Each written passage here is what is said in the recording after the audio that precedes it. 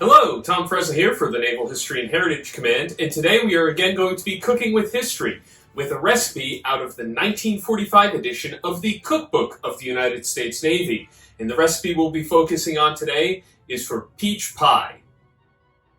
Now in the bakeries aboard some of the larger vessels, they could churn out hundreds of these pies, but the fillings are very important as well. You see, this recipe that we're going to be using today doesn't use just regular peaches, it uses dried peaches. And that's a very big deal aboard ship because dried fruits can actually keep for a very long time. So you can break out this recipe further into your deployment before you have to get replenished with different food and supplies. So the recipe itself actually utilizes two recipes out of this cookbook. The first one is for pie pastry, the rolled pie crust, and all of the ingredients here are for 100 portions. So we're not going to be making 100 portions worth of pies. We've actually scaled it all down to just one pie.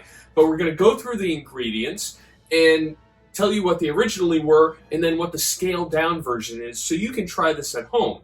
So the pie pastry, the ingredients are as follows. Flour, originally 7.5 quarts. We've scaled it down to 2 cups. Shortening, originally 3 3/4 cups. We've scaled it down to 2 tablespoons. Salt, originally 1/2 cup. We're using 1/2 teaspoon. Now those 3 ingredients you're going to mix together thoroughly. Then you're going to add in shortening. So more shortening, originally 3 1/4 pints. We're going to be using 1/3 cup and 1/2 tablespoon. So you'll mix it in, basically leaving it so that the shortening is kind of like clumpy in the mixture. Then you're going to add in cold water. Originally 1.5 quarts, we'll be using 1/3 of a cup. So add the water in, mix it lightly. Then what you're going to do is basically roll out the dough to the thickness of approximately 1/4 of an inch. Then you're going to fold 1/3 of the dough over half of the remaining dough and then fold it over again. So basically fold it over 3 times and then roll it out again to 1/4 of an inch. So you're going to do that fold again and then roll it all out to 1/4 of an inch. So you'll do that twice, and then you'll put it into your pie tin and save some of the dough because there's going to be a top that goes over this pie. So for the peach pie using dried peaches, the ingredients are as followed. Peaches, dried. Originally 2.5 gallons. We'll be using 4 3/4 of a cup. Next up is water, cool. Originally 2.5 gallons. We'll be using 4 3/4 cups. Next is sugar. Originally 1 1/4 gallons. We'll be using 3 1/4 cups. Next up is cornstarch. Originally 1 pint. We'll be using 3 3/4 tablespoons. So the makeup of these pies is as follows.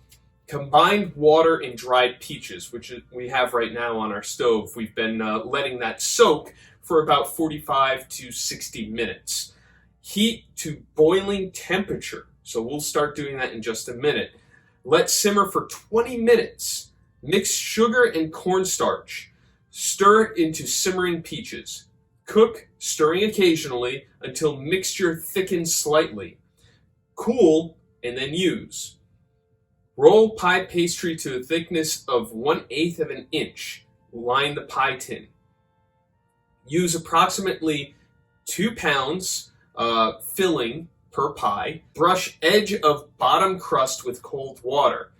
Add top crust. Perforate. Press edges together firmly. Brush top with milk. Then you're going to bake it at 425 degrees Fahrenheit to 450 degrees Fahrenheit for about 45 minutes. And then take it out, let it cool, and serve it up. So we're going to get into this recipe and see how it turns out.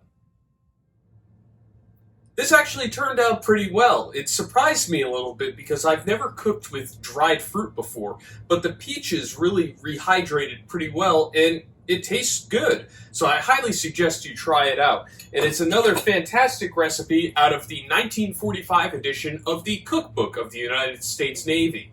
If you're interested in learning more, please visit the website of the Naval History and Heritage Command, history.navy.mil, and we'll see you at our next cooking lesson.